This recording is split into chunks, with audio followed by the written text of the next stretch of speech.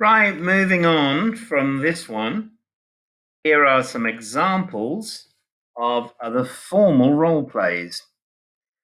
This is the one that's on the ESB website. I will send you the link. One of the candidates has to be a local resident, and one of them works for the council as a local councillor.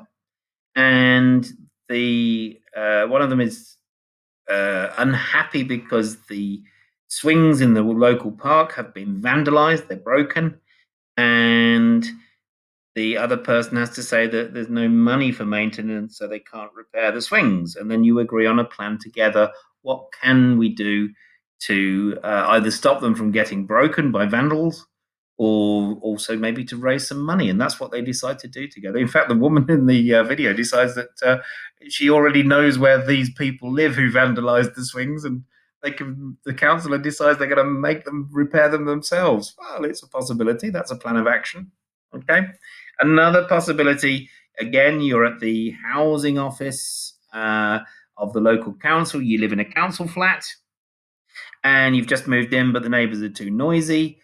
The other person is instructed to offer alternative accommodation and other solutions. So, can you make the neighbours less noisy? It's possible.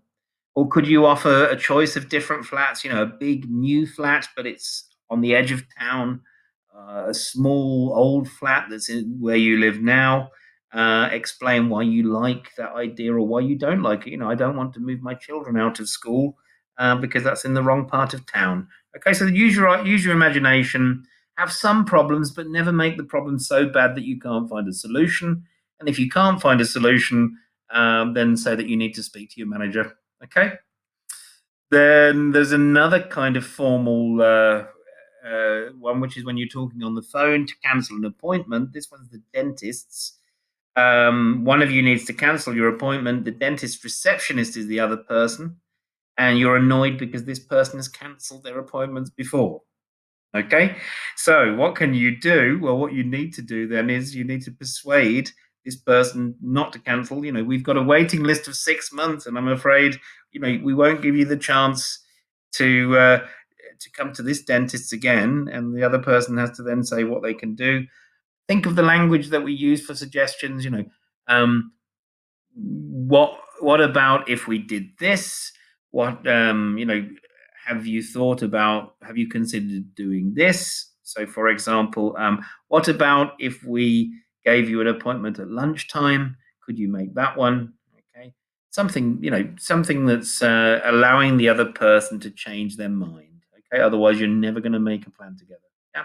Don't forget to take down some details. One last thing, yeah. Could I just take down some details, please? What's your name? Okay, my name is John Smith.